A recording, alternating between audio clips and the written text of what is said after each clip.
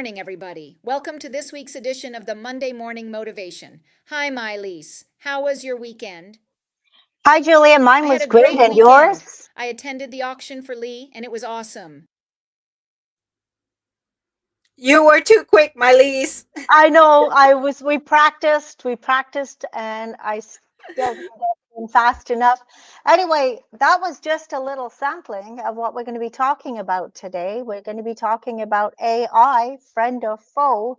So get your coffee ready and cozy This on up. was this was AI, Julia, Yeah, by the it's way. going to be an interesting conversation today. Yeah, that's scary. It looked like Julia, yes, a little robotic, needs to be refined, but that's kind of what's coming down the pipeline. Scary. Yeah, It's really scary.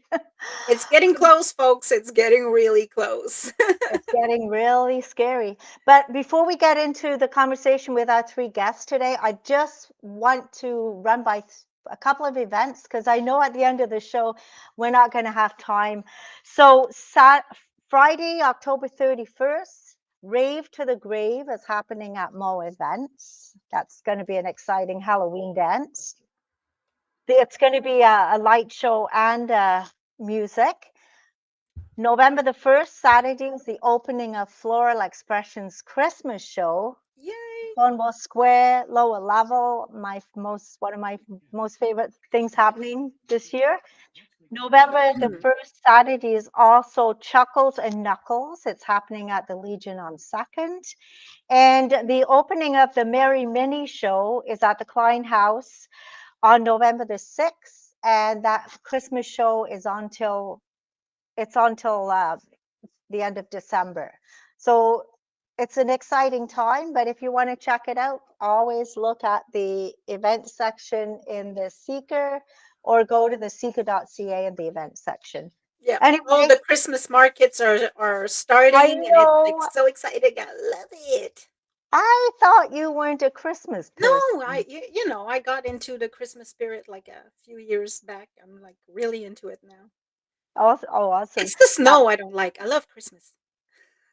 I still find when it starts to flurry and come down, it kind of gives you that Christmas feel. But I know most people don't like cleaning it. That's the only problem. But let's grab our coffees, get comfy, because today we're diving into the topic that's on everybody's mind, artificial intelligence. It's changing the way we live, work, create, or even think. Is AI here to make our lives easier, or is it something we should be cautious about? That's the big question. AI, friend or foe? Indeed. So, yeah, so we've got three great guests on today. We're going to be talking to them about this topic. So let's welcome Kelly Bergeron, co-founder of Poptronic VR, Winton Kate Hi. Taylor, Hi. and Nell Cavan of Leafet. Good morning, everyone. Good morning. So let's start off by each of you telling us a little bit about who you are, what you do, and how you relate to AI. So Kelly, let's have you go first. Yeah, so I've been in tech for about 2 decades. I am the CEO and co founder of Poptronic VR, which means we're using AI on the regular for different things in the virtual reality space. But I also was teaching computer science, which included ethics in AI and how to build AI apps. So we are using AI on the regular. So that's why I'm here. Welcome. And welcome. And Winton, welcome. And tell us a little bit about what you do. Well, I just completed my master's degree in AI, which I'm very proud of. But I actually started developing a hand detector during COVID, right? Just like Kelly was talking about with the AI apps, that was small enough to fit into a smartphone.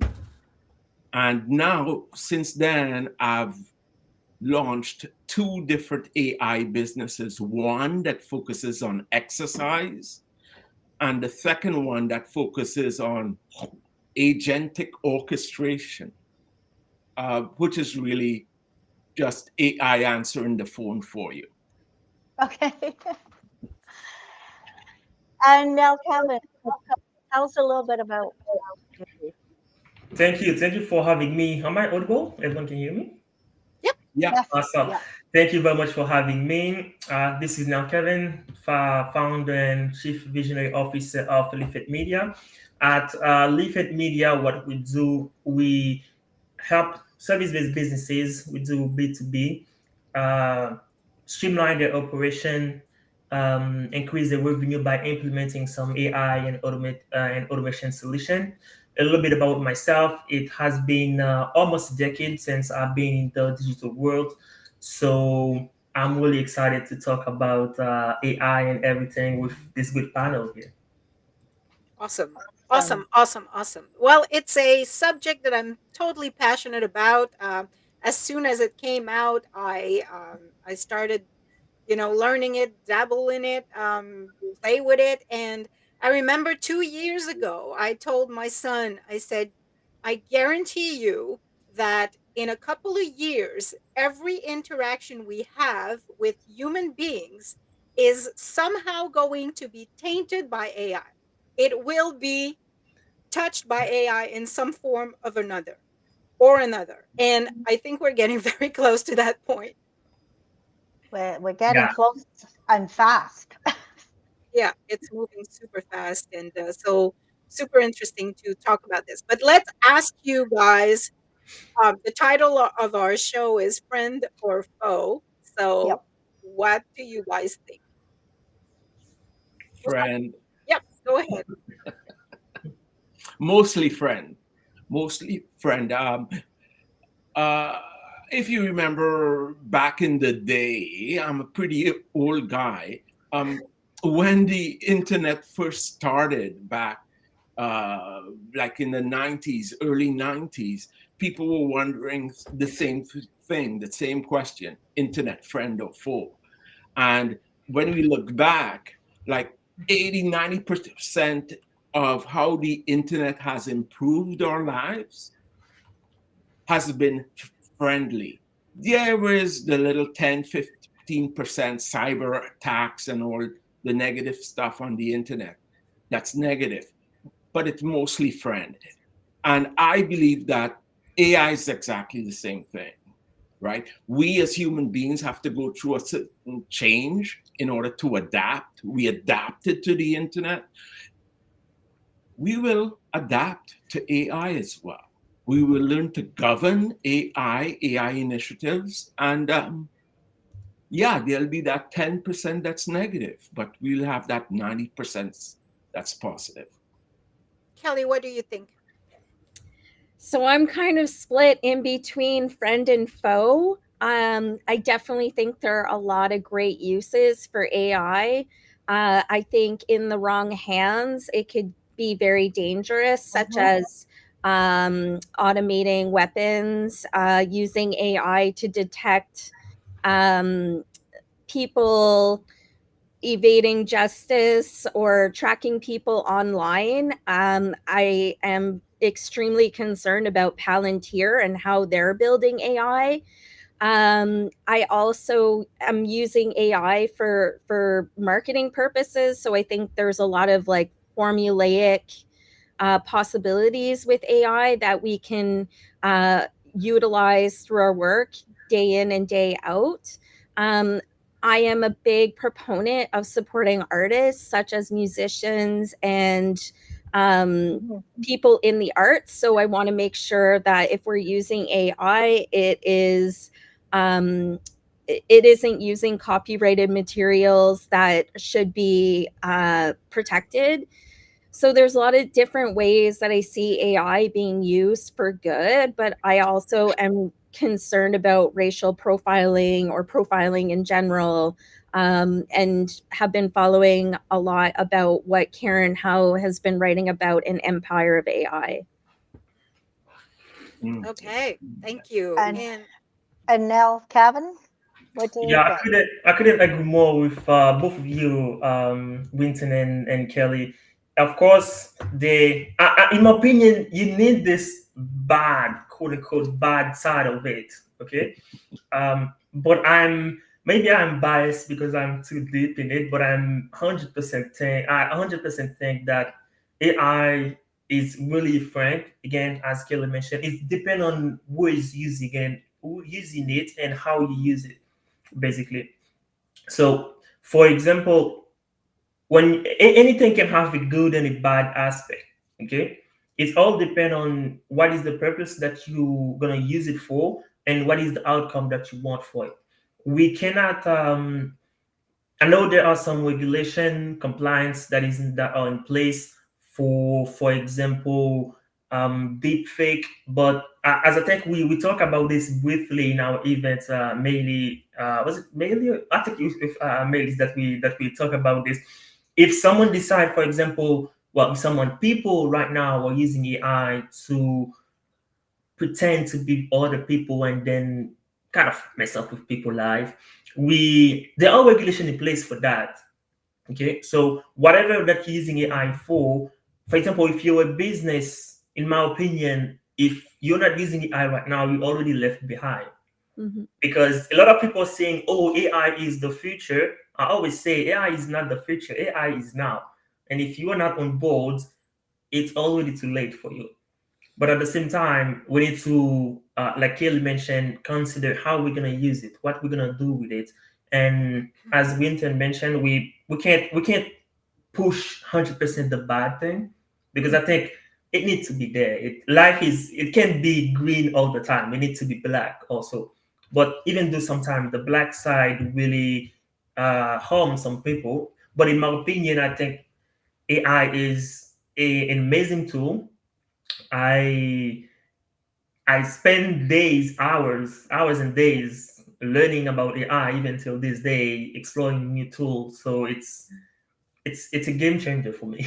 Well, it is unleashed, so I don't think there's any going back. But let's talk about regulations, because you're saying regulations are already in place. I feel there's not enough regulations Yeah. in place. Mhm. So Kelly was touching on copyrighted material for like music and paintings and artwork and stuff like that. So what kind of regulations exist right now, and how do they need to be improved? Based on my knowledge and my experience in the industry that I work with, we work with regulation when it comes to voice AI. For example, the live demo that we made on the event. So voice AI, for example, when a client or prospect call the company cannot answer. Sometimes we get the business approval to even clone their voice. So it's basically them, quote unquote, on the phone. Mhm. So this is some type of regulation that okay, the businesses agree with that. And we mentioned that last time, because when it comes to regulation, there are a few things that when we make the logic, we think should not be possible.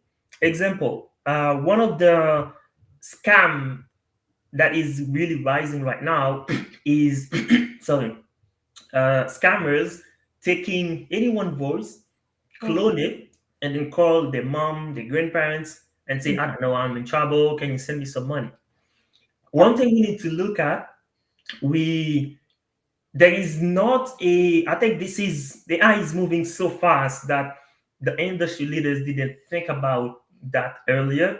But of course, I think it should be some international compliance for it.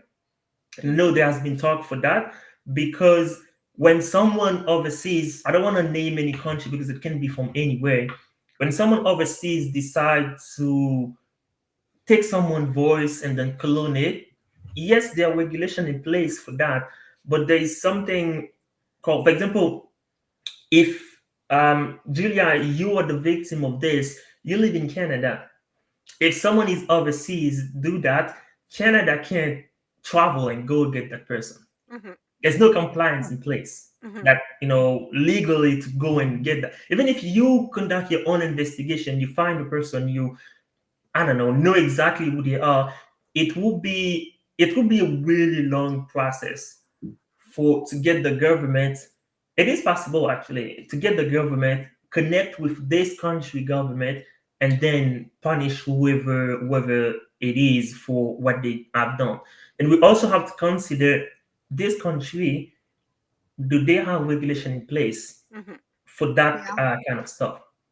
Right. Because if they don't, you can do whatever you want, nothing will happen to them. Pretty much, right. So you need a world regulation Yeah. regulation body that will oversee all that, right? Yes, exactly. That's what I think could protect everyone. But what we can do to protect ourselves is mostly information we put out there. Okay. And this is with or without AI. Information that you put online, social media, what you put online. People mostly well, I'm about to say the young generation sound like I'm old. I'm really not that old. But the generation just under me put everything out there. Yeah. Yeah, This is but what it's not like we do too. We're very public figures. We have like a ton of videos. Like we were just talking about this little video that I did before this of me just saying hi, how are you? You know, and it's my image, it's my voice. It's not perfect, but it's getting there. So you know, and we have those more Monday morning motivation shows. We have a ton of them on. So there is already stuff that they can grab and clone like it. So yeah, I don't think it's younger generations necessarily where we put everything on Facebook, like the older Yeah. generation puts everything on Facebook. what I mean by that, maybe I didn't explain it more. I'm Yeah. talking about, for example, well, one example that comes to my mind is Snapchat. Some people have their current location turned on 24/7 on this app called Snapchat. Hmm. Mhm. Now, let's say a scammer or someone who want to you want to, I don't know, do you really bad.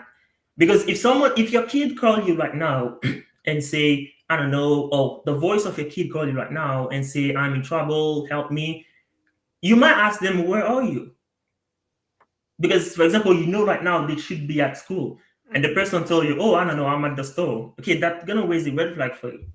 Mhm. But by putting something like your current location out there, if someone is monitoring your kid, the person know where your kid is and assume that he knows, and they see the kid is at the, I don't know, the grocery store. Oh, I'm at the grocery store, and your kid told you they're going to the grocery store. This isn't that not putting videos. Everyone put videos, photos, information. Mostly for you guys who put public figures, Location of specifically. course, you do that. But I'm talking about sensitive information, and information that can cause you, put you in trouble and harm you instantly. Example, your current location and some other information. This is what I mean by putting information out there, because I I'm connected with some what they call scam baiters. So people were really chasing those, like scammers were using AI to harm people. And then most of the time it's little information that people put online Hmm. that they use to create those AI voice or anything, and then basically use it against you. So that's what I mean by that. Yeah. Okay. We have a oh, go ahead, Winton. You wanted to add up Well, something? what what I wanted to say is basically that this there are two channels that we need to absolutely be sure that we implement before moving forward with AI. And the city of Cornwall has already done it. Okay. And that is number one is governance, right? We need to have structures in place to define how we are going to implement AI, whether Hmm. it's the city of Cornwall, whether it's Canada as a whole, whether it's US or other countries. Once that is in place, then it's the second leg would be user education, ensuring that the people in your organization, the public, the country is educated on what is real and what is AI, right? Um, Currently, I know that like Microsoft, SAP, all of the big technology players are working on coming up with some way to watermark videos Mhm. and pictures that we see on the internet. So that's a process that I guess people, countries, the world is going through, just like we did in the Industrial Revolution, just like we did it with the internet. We're not there yet, but it's a continuum that we're going through. So speaking of that, so Nick was saying, following up on Nell Kevin said about AI used to scam people, are you worried about AI's impact on reality? AI generated video seems so real now. In an age of already rampant misinformation, how do we prevent people using AI to manipulate people? So that's a very fair question, very good Yep. question. I think that he's right. Like it's getting to a Yes. point where it's already hard to make up if it's real or not.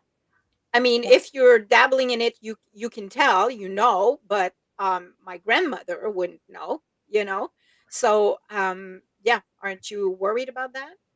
I I am worried about that, but like I said, I have a really different point of view of. I'm not excluding the fact that the illness and negative impact exists, or people doing it to do negative thing. But one thing I usually tell anyone or any conversation I have with AI is, or maybe it's because I've been in the industry for so long. When it comes to, I know people be saying, "Oh yeah, those videos look real." It does not look real. When it is an AI generated video, you look at it, you know it's an AI generated video. You know, but my grandmother wouldn't. I agree.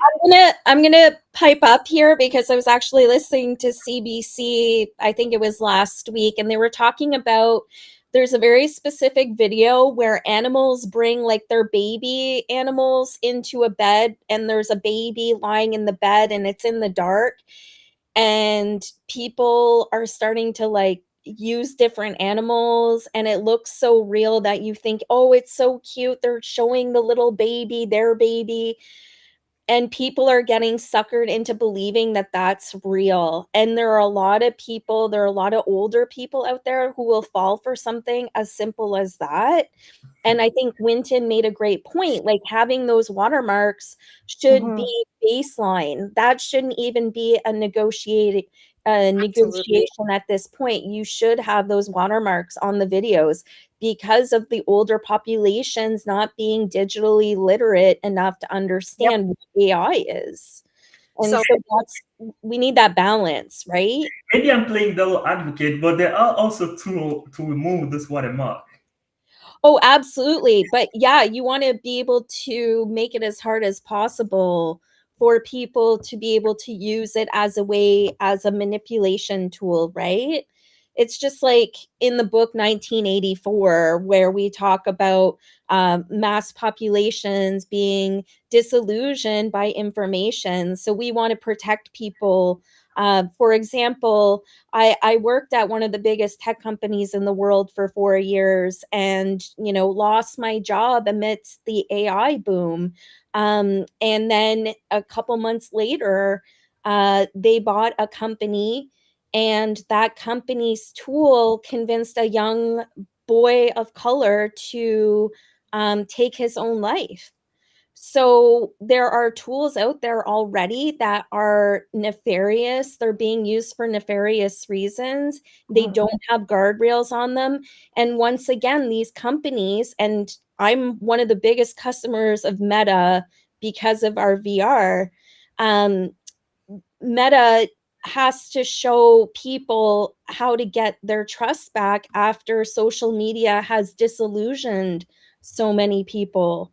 So they need to make sure those guardrails are in place.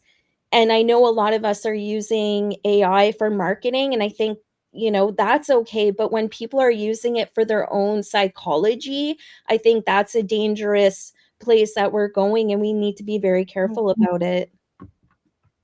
Yeah. That's why But user education is Yep. incredibly important. it Yep. is, but I'm gonna again be the devil's advocate too, because I want to say we did a poor job at regulating social media. Yep. Yes, Social media yes. is being used, to fight wars, to Yeah. you know propagate Manipulate. disinformation, manipulate people, Yep. infuriate people, even like Hmm. it's Yep. Yep. done to it makes money when they actually create havoc. Like, Yes. the more angry you are, the more engagement you give, so they're Yep. pushing that stuff. So how can we trust that the government or whoever is going to step in to implement great regulations for AI when we were not even able to do it for social media, which is a lot, you know, less dramatic than AI has potential to destroy humanity. Like, Yep. Yeah. I mean, Julia. we've watched Russia use disinformation to rip apart the US. Yep. Now we have AI as another tool to even streamline it or even speed it up. So that's why we need to be very careful about which information we're putting into these tools, because a lot of these tools now, OpenAI, Sam Altman talked about OpenAI being a nonprofit. And now he's turned it into a for-profit, getting hundreds of millions of dollars of investment. So his whole bottom line has changed because of the money aspect. Yeah. Yeah. So I mean, I still worry. I mean, I'm using AI, but I still, in the back of my mind, have the Terminator movie where they turned on Skynet, and I'm like, is that where we're headed? That's Yeah. weird. It's crazy.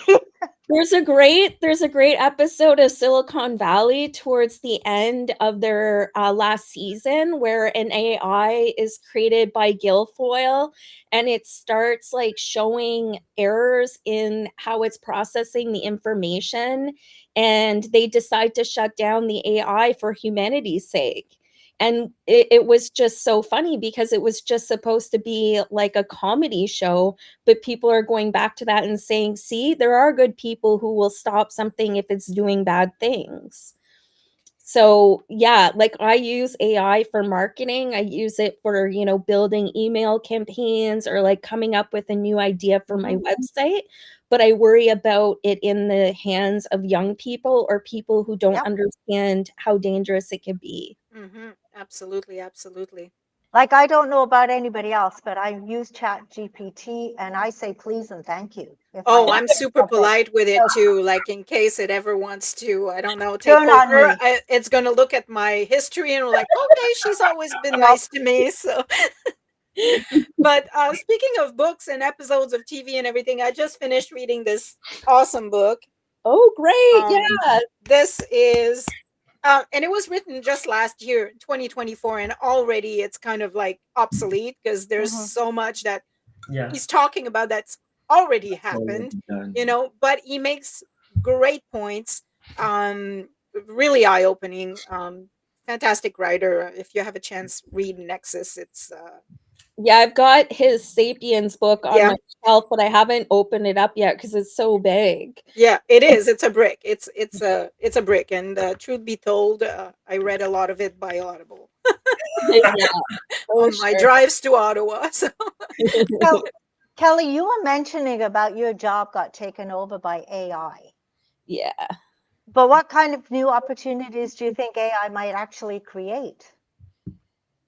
Um, that's a good question. I mean, we use AI in VR, in virtual reality, for, making up new worlds or creating, like a good example of immersive entertainment would be the Sphere in Las Vegas and how they recreated the Wizard of Oz, and they used AI to put in filler because obviously the Wizard of Oz wasn't, recorded in 3D.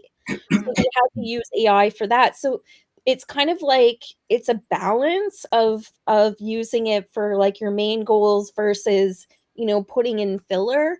Um In terms of AI and new jobs, I think that obviously there's a lot of data annotators that have been, those jobs have been created, but unfortunately, a lot of those jobs are really, really underpaid and very stressful, and they're outsourced to Africa and other countries that don't have regulations on employment. So Karen Ho's book about what that's like. It's almost like sweatshops for AI. So we need to make sure that if we're creating new jobs, that they're good paying jobs, because a lot of the AI is actually taking away the good paying jobs. Mhm. And I think last week there was 600 people laid off from the Meta AI lab. And now they're paying a guy in this super intelligence AI lab something like $1.5 billion to be there, which is insane. And they're saying it's a bubble at this point. So all that hype around AI might be starting to die down. And this is where we need to start placing those guardrails and making sure that we have, those good paying jobs. But Do I mean, you but it, go I ahead, mean, yeah, Winton? go ahead. Well, Kelly, what I'm looking at is you said before you were in a job and you got displaced, right? Yep. So as a human being, we're all on that continuum of change, right? So I see, my perspective is that you got displaced and you used AI to change or to transform into something new, right? And that's how I see, like the old 80-20 rule, right? 80% of the jobs that are there, people are going to have to change. They're going to have to move into something new, right? And that Okay. new thing should be better. I don't know about that, Winton, because I want to say, so I'm a graphic designer, I'm a writer, I write songs as well. All those things AI can do a lot better than I can. I'm like completely eliminated. But cool story though. I'm a songwriter, but I can't like I can't play for shit. So I just do them like 3 chords on the guitar and that's it. But I used an AI thing to produce my songs, and that's super fantastic because Yep. it's something I would never have been able to achieve because there's no way I would have paid tens of thousands of dollars producing my songs. So it's a gift to be able to hear my songs fully produced, right? Anyway, Okay, sidebar here, but I agree with you, Julia. I agree with you 100%. My daughter is in a program. She's technology and media, right? And what I'm seeing there is basically that they are moving the paradigm of how the younger people think, in that they are never going to be working for one company for 20 years. They're never going to be working for one company for 10 years. Mhm. The new paradigm is that with me and AI as my partner, I now become a superhuman. So, for example, as a lawyer, I'm going to be working for maybe the city of Cornwall, but I'm going to be a music producer as well, or I'm going to be an artist as well, and I'm going to be juggling these 3 things that fulfill my life Mhm. with the help of AI, because it's going to make me much more efficient and effective Mhm. Yep. So once you have those guardrails in place. we have a good question here for Miley and I. Would you trust AI to cover and write the news? Hell no. Well, Hell to the no. Why not? No, Not well, cover no, and no, write. Like no. no, because we The already human tried has to that. be in the loop. not yet. Not yet.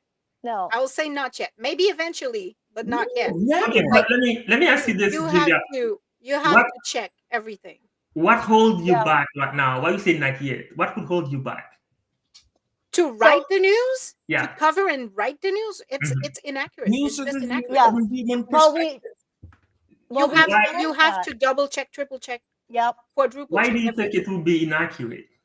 It Well, is we right tried now. it. What I'm We saying did. right now, it Yeah. is. A lot of We- it is inaccurate. There are examples. Say Deloitte did a report for the government in Australia, and they found out that a lot of it was AI and a lot of it was wrong. And Mhm. Deloitte had to refund them almost $500,000 for the report. So we're Yeah, Amazon, yeah, this- using AI to do their HR, ended up hiring only young white males racial bias. Yeah, because I'm kind of data in opposed. equals data out. If you have exactly. garbage going in, yeah, you're going to have garbage coming out. it's biased to begin with, so I disagree with that. I disagree with that because I was about this Australia thing because something I often say also AI, like I mentioned before, AI can be used for good or bad, but Yep. AI, a lot of people are using it bad. AI without a soul is spamming or false information. Mm. Okay, so for example, if we back to reading the writing your news, AI can write your news to make it like 10 times more accurate than you would ever do it. Now, the way they do that, it's gonna be from the foundation. There's something called prompt engineering. Everything that you need when it comes to AI, when you need inaccurate or something, when you need ABC as result, a lot of people just go to ChatGPT and say, for example, hey, this is the Cornwall Seeker. I just had a podcast with Kelly Whitson and Nell Kevin. This is what we discussed. Write me a publication for that. I'm not saying that's what you would do, but giving ChatGPT something like that, of course, it's going to give you random information. oh no, I agree. But then that was not the question. The question, would I trust it to cover and write the news? But it can. Yeah. No. If it I think prompted I properly, 100% if disagree. it has been giving the right parameters, it can. It would do a much better job than any human being. I Again,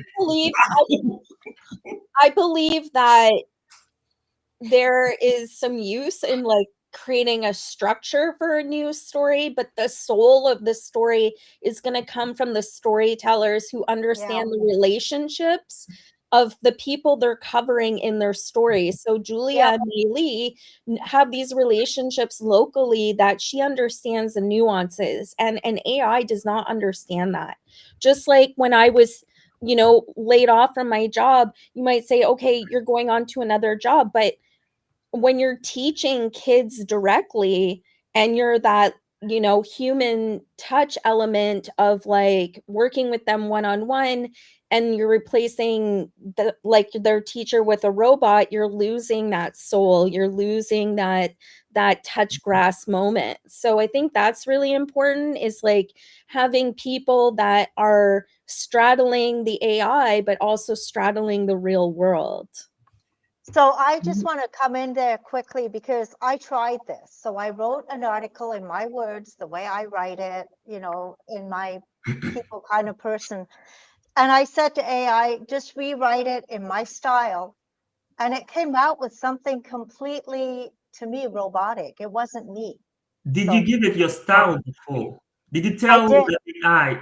No, not just tell. Did you write with the right structure? Give it. This is my style. This is example of my previous writing and all information because it need all of that. Yeah, it does. And like even whenever I use it to ask questions, right? Because Mm. sometimes I just can't Full come up with disclosures, the anything. questions today were written by AI. Yeah. And I said to it, actually, I'm asking it questions about the future of AI, and I'm going, is it going to explode on me when I'm asking these questions, friend or foe? But I said too, like, write it in my style, like write it in the Secret Chick style. So yeah, it does know my style. But But it's still, have you noticed also how AI is such a like they pander to you. Like you can get it to say pretty much anything you want. Like Mhm. agree with Mhm. you at every Well, time, you know? that's the running joke on South Park right Yeah, now it's is, such a yes man. yeah, Yes. exactly. Julia, I you're definitely fantastic, agree with Julia. you. Yeah. I'm glad you had this. I'm glad you asked this fantastic questions. Like, where do you come up with questions like that, Julia? You're so intelligent, Julia. It's pretty much what it is. No, Kevin is right. There is something called prompt engineering, Mhm. right? And there Mhm. are, I believe, probably about 6 things that you need to have in a quote unquote perfect prompt in order to get the information that you need. But still, you still have to go through that Yeah. information and put your spin on the Mhm. information, Yep. right? Mhm. Because if we both write articles about AI friend or foe, okay, we both go into ChatGPT and we write articles, AI friend or foe, and what Kevin is saying is AI is going to do it, then we're going to both get the same things, Mhm. okay, based based on us being trained on how to write the proper prompt. We Mhm. both put in the plain prompt, we both get the same Yeah. information. Mhm. That's why it's very, very important to have the human in the loop of AI, because we need to put it in our own style, Yep. right? As while we're putting it in our own style, we need to review it to ensure that it's accurate, that it's bringing back the information that we wanted, right? There's a fantastic tool called Laura AI. I don't know if you heard about it, but Mhm. Laura is fantastic. If you write an article, you can plug it into Laura and she'll tell Hmm. you like if your sources are correct, if you're missing sources, if you need to, fix this or that. It's great for journalists. I love it. I remember when, I mean, this is quite a ways back. We wrote an article. It was a historical article, Julia, remember? Yes, About about Cornwall. And well, I think you did it. You put information in it. And it was a historical article that one of our history writers said, wow, I didn't even know half of this history about Cornwall. It had mixed up Cornwall, Ontario, and Cornwall, England. Ooh, Mhm. So, yeah. Yep. That happens when I'm on Google too, when I'm searching for something in Cornwall. yes. Yeah. You gotta say Cornwall, Ontario, otherwise you're getting all sorts of Can inaccurate results. can I ask Kevin a question? Sure. Yes. Yeah, okay. So, how do you tell your customers or your clients to create their websites to be optimized for Google with the new AI features of Google or the other, search engines? How do you tell your customers to kind of like make their website searchable in that AI? Do you use that at all?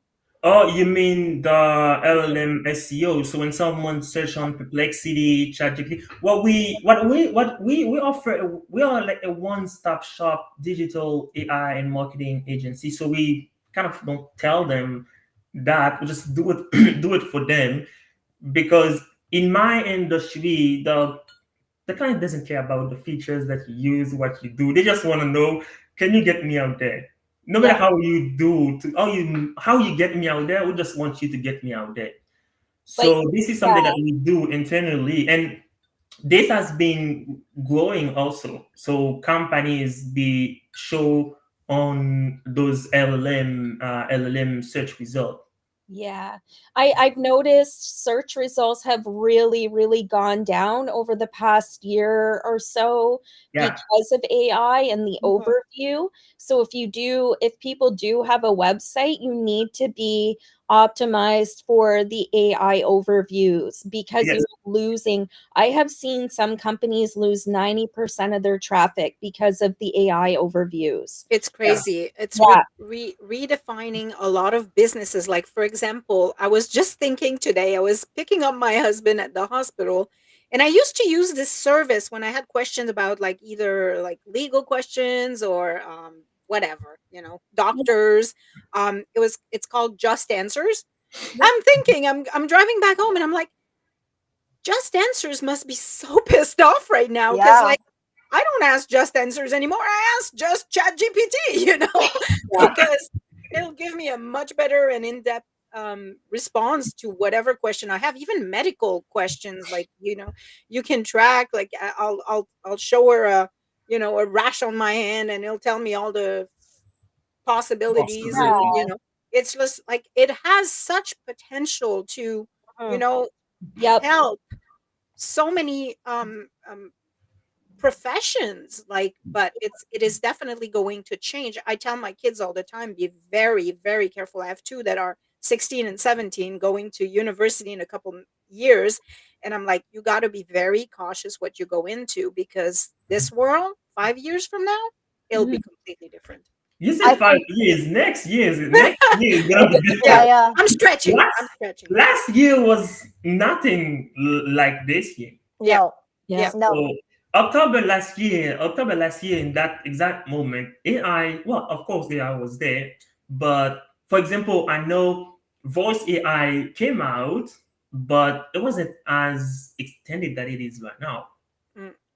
So Oh, I'm having conversation with ChatGPT all the time. Like, I can't wait for Gemini to end up on my Nest devices. Like, it's so, conversational. It's so much more natural, but it's kind of like it creeps some people up. Mhm. Like, yeah, I yeah, show it to my friends sometimes. I'm like, oh my god, that's creepy. yeah. Well, it is creepy, but like I say, we just need to adapt to it and Mhm. also know how we're using it. But we just need to adapt to it. Well, talking about Nest devices, that topic came up last week when I was presenting to some seniors. The biggest issue was that it's always listening. Yeah. Right? Yes. Oh yeah. Um, well, always listening, yes. Always recording, No. no. Okay. The only time those devices record is when you use the trigger word, Don't right? say it. My Google's gonna start. Okay. So because of that, we're still relatively safe from those devices. It's only when you use the trigger word, it starts to record. Mhm. And extending that is basically it's going to have all these recordings of like Google, like your history of all these things that you looked for. So someone can go in if they're able to break in and look at everything Winton asked for and say, hey, now I know who he is. Now I know how I can target him, right? And Mhm. Yeah. that's the only vulnerability there, Mhm. right? Well. So, and again, when these devices go to market, um, they do have the guardrails in place, right? Think of it like your banking.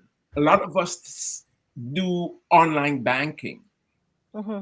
The voice identification thing, which is a relatively new feature, makes us feel comfortable, right? Because when we phone and says, oh, when I phone TD Bank and says, oh, we recognize you by your voice, right? So that's some of the guardrails that are in place there around protecting your privacy. One of the other points that I just wanted to cover was the environmental impacts Oh yes. of the data centers. I know that there are a lot of data centers that are popping up all over the world that are going into impoverished areas and that use a lot of water resources. So I think, having guardrails and expectations around that because a lot of these tech companies made these promises, 10, 15 years ago to become more eco-friendly. And it feels like a lot of that has gone out the window because of AI. They've had to readjust their goals when it comes to being eco-friendly. So, just understanding that people's water bills and their electricity bills might go up if they get a data center near them. I used to be a big proponent of like getting a Google data center in this area. I wanted to see a Google data center in a rural area in Canada. But now I hesitate at that because of the fact that it takes up so much water and resources. So, do you have any data on that, Kelly, by any chance? I don't have anything off the top, but I can share some in the chat later. But there are some places where I believe Karen Ho in her book Empire of AI talks about some cities running out of water to supply their data centers. So we need to make sure that as a city and as a municipality, that if that opportunity does come up, that there are contracts in place that make sure we're not taking from the local population, Right. especially like being next to Akwesasne. You don't want to be taking the water from the reserve and using it for this purpose. And I think you know I think we have to prioritize what we're using AI for and using all those resources for, like maybe cancer research or bigger Yeah. things that will have more impact, and then filtering out, okay, do we want it for marketing, do we want it for creating videos, because those take up so much water and resources to make gallons and gallons of water just to make one video. Yeah. Yeah. So, let me ask you this hard question. Um, do you think that AI is a mistake? Do you think that AI should be shut down? Nope. I don't think it should Right. be shut down. I think, It's too late. I agree. yeah, It's it's too late. put it back in the bottle. But like Winton said, it's that education aspect. It's making sure that our governments are looking out for our best interests and not just who has the deepest pockets, right? So we need to make sure that youth are protected from AI, and we need to put those guardrails up as soon as possible. Like I'm just going to bring up Timnit Gebru. She used to work at Google. She was the one that talked about racial profiling. And when she brought that up, she was let go at Google. And she's been advocating for years now on safe AI. We need to be listening to those people. People, yeah. So, is there anything being done right now that you know of to regulate more, other than the activists who are, calling for it? Because then it's going to be too little, too late, kind of thing. Yeah. And we're getting close to the point of no return, where you know there's a little window to implement these things, and if the governments are not doing anything, then it's going to be pretty much a monster that we cannot bring But, back. yeah. Yeah. Well, Even though there's all these regulations going to happen, are people really going to stick to them? That's my worry. I think it's a lot of legal fights that are happening right now. Like with Anthropic, they just had to pay out something like $1 billion to writers for taking their content. They're writing books, they're putting them into their AI LLMs. So I think a lot of legal battles are happening right now, especially with like Disney and character AI. Those need to keep happening, but it is up to our governments to regulate it. And that's why I'm being so vocal about my concerns, because I don't want to see our municipality, implementing AI without understanding the ramifications if we do make a huge error here. So what's the step? You write to your city councilors, you write to your MP, your MPP, tell them about your concerns, and Evan Solomon, the Minister of AI, I believe that's his title, former journalist, he just ran an advisory kind of council, and you could submit your ideas. So he is taking feedback. So I would say write to him. And yes, write to your council, write to your mayor, write to people locally who can help implement guardrails. I know a lot of governments are implementing AI, but as long as we're not using it for nefarious reasons, we shouldn't worry too much. all right. So in closing, we have 5 minutes left, 4 minutes left. So I want to ask each of you, where do you see AI in, say, 3 years from now? Years from now. What kind of world are we going to be living in 3 years from now? Well, for me, 3 years from now, because like I said, the way I see AI, I know people have been saying, yeah, AI gonna take every job and everything. And AI can do everything. I don't think AI can do everything. I think AI can do a lot. For example, I would not allow an AI to proceed the surgery on me, for example. So in 3 years, I think we will still be at this limit-ish, hopefully, that okay, human being are still gonna do when you go to the doctor, it's still gonna be human being that's going to, I don't know, maybe the first interaction, I don't know, maybe it can be automated or That's anything. already happening in Cornwall. Yeah.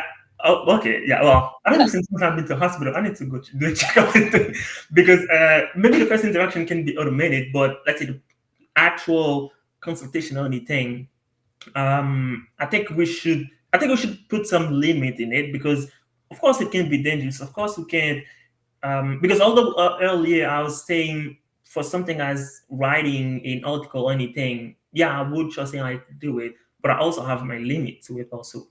Okay, so those are the things that I would not allow AI to do on human being. So in 3 years, hopefully that will stay that way, and it will still keep going on a way where it add value to people, add value to businesses, but on a positive way. Of course, the negative will still be there, but hopefully the positive will take over. So that's where I see AI, because there's no stop to it. So we just No. need to get on board. Okay, I think we are all old enough here to remember the show, The $6 Million Man. Mm-hmm. Yeah. Okay. I'm too young for that. There you go. Baby in the room. I'm really young, by the way. Okay, so I'm gonna say AI is gonna be better, smarter, and stronger, because that was the tagline of the show. Yeah. That's Also a Daft Punk album, which is perfect because they're very futuristic. Yeah, I think AI will get smarter, will get better. I hope that we have the guardrails in place to protect people and to protect our information, and that we have a lot of people with good sensibility using it, and we have really good cybersecurity in place. So Yeah. I do see there are a lot of improvements it's going to make in research and science and going to the moon and everything.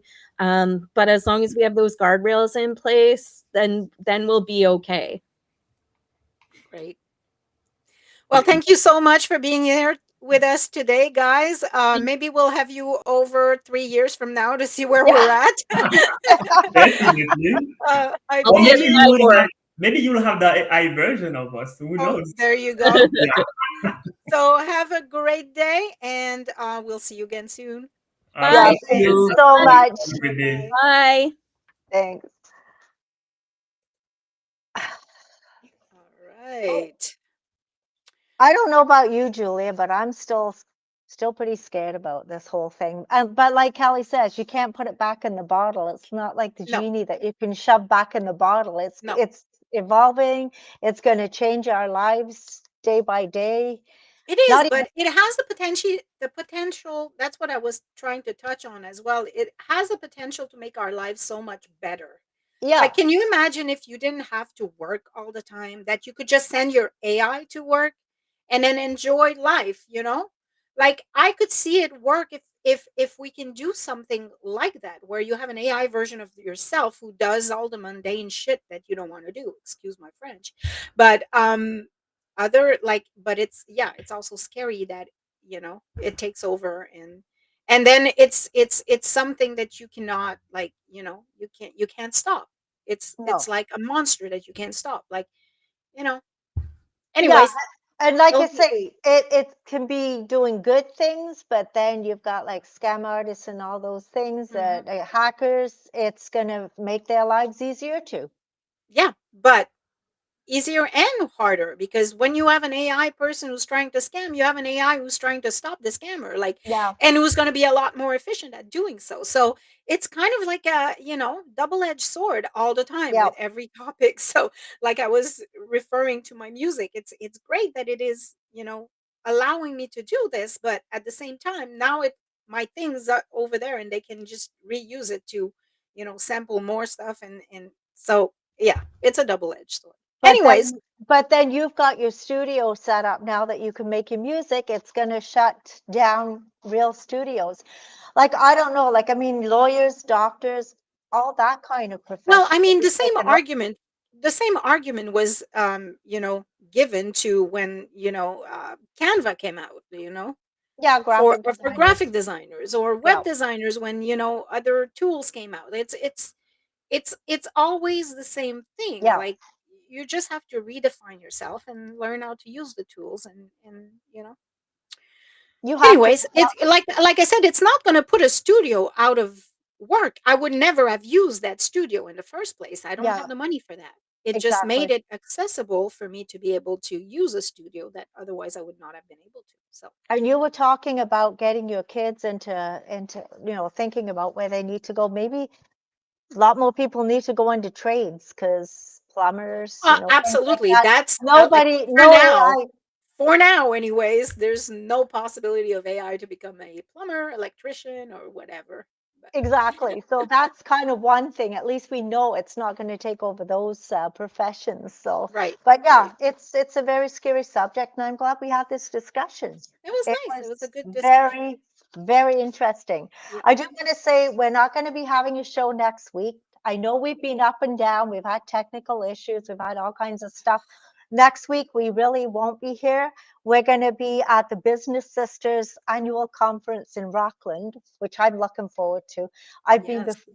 It's a really good, informative day.